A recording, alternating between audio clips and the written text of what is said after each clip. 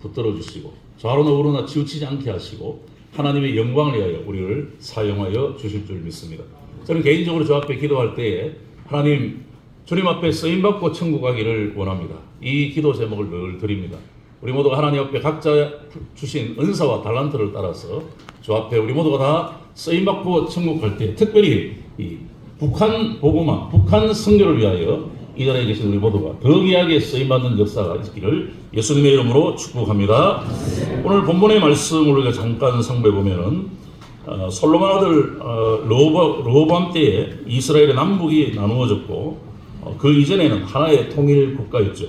성경을 자세히 살펴보면 사울왕이 죽고 다윗이 전체 이스라엘 왕이 되기까지는 2년 정도 두 왕이 존재했던 시기가 있었습니다. 사무엘하 2장에 보면 사울이 죽은 후에 다윗은 헤브론에서 유다 지파의 왕이 되었고 사울의 아들 이스보셋은 마나임에서 왕이 되었는데 이때에 이스보셋 쪽의 장군은 아브넬이었고 다윗 쪽의 장군은 요압과 그 형제였습니다. 사무엘하 3장에 아브넬이 이스보셋을 배반합니다. 그 이스보셋을 배반한 결정적인 이유는 자신이 사울의 첩과 통관하는 것을 이스보셋이 지적했죠.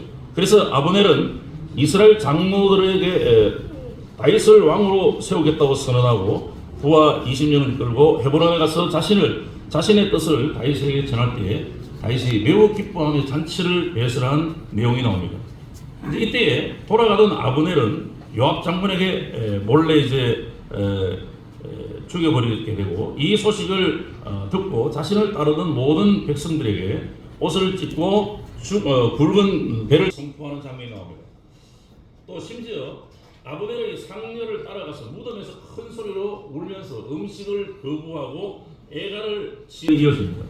우리가 얼른 생각하면 상대 쪽의 장군이 죽었을 때 이렇게까지 해야 되는가 하는 의문을 가질 수 있지만 여기에는 다윗의 굉장히 깊은 정치적인 판단이 깔려있는 것을 볼 수 있습니다.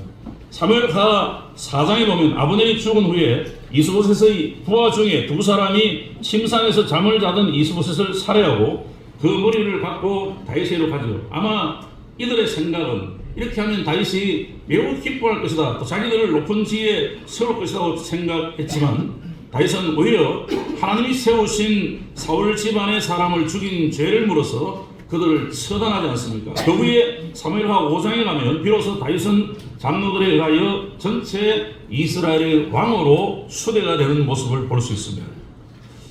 이 기간 속에 다윗의 모습을 우리 각자 개개인의 가정이나 또 인생사회나 또 국가 정치에 어떻게 적용하는 것이 지혜로운가 충분히 배울 수 있는 것 같습니다. 그 한 가지가 다윗은 때를 기다렸다는 내용을 볼 수 있습니다. 다윗은 결코 군대의 물리적인 힘으로 밀어붙이지 않았습니다. 하나님의 인도하심과 때를 기다렸습니다. 오랜 기간 동안 사울에게 쫓겨다니며 광야에서 많은 어려움이 있었지만 기다렸습니다. 아무리 시간이 걸리고 현실적인 상황이 급하다더라도 다윗은 영적 질서와 원칙에 의하여 행동한 것을 볼 수 있습니다. 무슨 일이든지 하나님보다 앞서지 않겠다고 하는 그의 철학을 볼 수 있습니다. 다윗은 왕이었지만 자신 위에 하나님이 계심을 늘 의식했습니다. 말씀 묵상과 기도를 통해서 하나님의 인도하심을 늘 쫓아가고자 했습니다. 오늘 우리 하나님의 사람들은 이 부분을 우리가 배워야 하는 것 같습니다. 우리는 하나님의 놀라운 인도하심을 쫓아 하나님이 길을 열어주실 때까지 기다려야만 합니다. 모든 것에는 때가 있습니다. 하나님이 나의 길, 나의 기도의 응답을 늦추신다면 거기에는 내가 알지 못하는 하나님의 놀라운 계획이 숨어있는 줄 압니다. 국가적으로도 마찬가지입니다. 통일이 계속 늦어지는 이런 안타까움을 우리는 가지고 있습니다. 그러나 하나님보다 더 앞서가지 말고 하나님의 인도하심을 참아 기다리면 하나님께서 우리에게 놀라운 은혜로 인도하여 주실 줄 믿습니다. 또한 다윗은 백성들의 마음을 얻는 데 힘을 쓴 것을 볼 수 있습니다. 돈이나 권력을 얻는 것보다 중요한 것은 사람의 마음을 얻는 것입니다. 다윗은 정복이 아니라 포용의 길을 택했습니다. 이것은 매우 의도적인 정치적 행동입니다. 아브넬의 묘지에서 울고 애도를 선포한 것이나 이스보셋을 죽인 사람을 처단한 것은 매우 좋은 신뢰입니다. 이렇게 했더니 온 백성들이 기뻐했고 왕이 무슨 일을 하든지 다 기뻐했다라고 그렇게 평가가 나옵니다. 우리가 이 땅을 사는 여정 가운데 사람의 마음을 얻는 것은 참 중요한 것 같습니다.